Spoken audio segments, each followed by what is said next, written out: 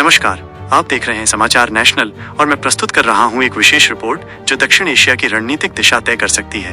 Bulletin की शुरुआत करते हैं एक बड़ी खबर से, जहां बांग्लादेश ने 6 पनडुब्बियों की खरीद के लिए $2 बिलियन का प्रस्ताव रखा है। वहीं भारतीय कंपनियों विशेषकर अडानी समूह को $900 मिलियन से अधिक का बकाया अभी तक नहीं चुकाया गया है। ये आर्थिक असंतुलन और रणनीतिक गतिविधि भारत बांग्लादेश संबंधों में तनाव पैदा कर रहा है।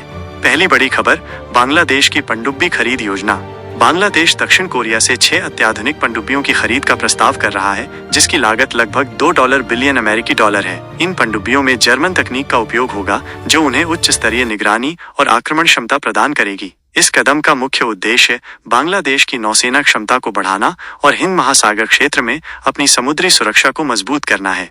दूसरी खबर, अडानी पावर को भुगतान में देरी। 2017 में अडानी पावर और Bangladesh power development board (BPDB) के बीच हुए समझौते के तहत झारखंड के गोड्डा में स्थित 1600 मेगावाट का संयंत्र बांग्लादेश को बिजली आपूर्ति करता है। हालांकि बांग्लादेश पर अब तक $900 मिलियन, लगभग 7,500 करोड़ रुपए से अधिक का भुगतान बकाया है। भुगतान में देरी के कारण अडानी ने अक्टूबर 2024 में बिजली आपूर्ति आधी कर दी, जिससे बांग्लादेश में गंभीर बिजली संकट पैदा हुआ। इसके बाद बांग्लादेश सरकार ने $85 मिलियन प्रति माह की दर से भुगतान करने का आश्वासन दिया है। बांग्लादेश की एक अदालत ने अडानी समझौते की जांच के लिए विशेषज्ञों की एक समिति भी गठित की है।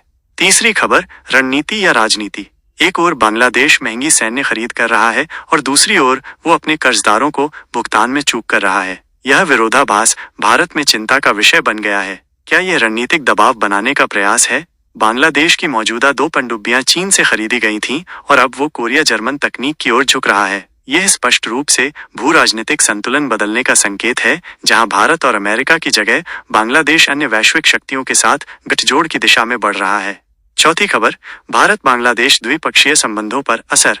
रक्षा सौदों पर असर। बांग्लादेश ने हाल ही में भारत के साथ $21 मिलियन का रक्षा सौदा रद्द किया है, जिसमें GRSE द्वारा महासागरीय टग बोट का निर्माण शामिल था। इसे विश्लेषकों ने बांग्लादेश के चीन की ओर झुकाव के रूप में देखा है। राजनीतिक बदलाव।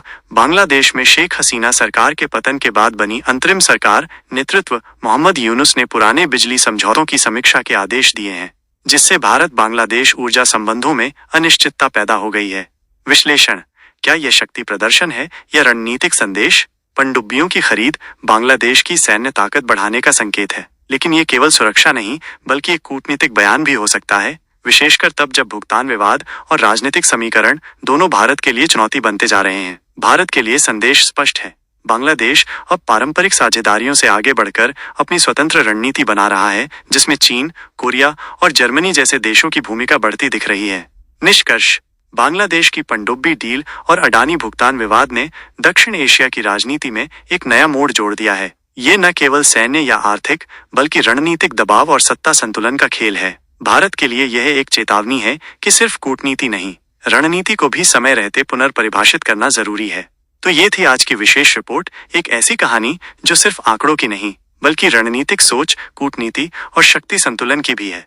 अगर आप चाहते हैं हम ऐसी और इन डेप्थ रिपोर्ट्स लाते रहें तो चैनल को लाइक करें, शेयर करें और सब्सक्राइब जरूर करें।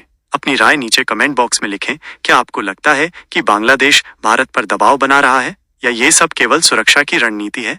जय हिंद, जय भारत।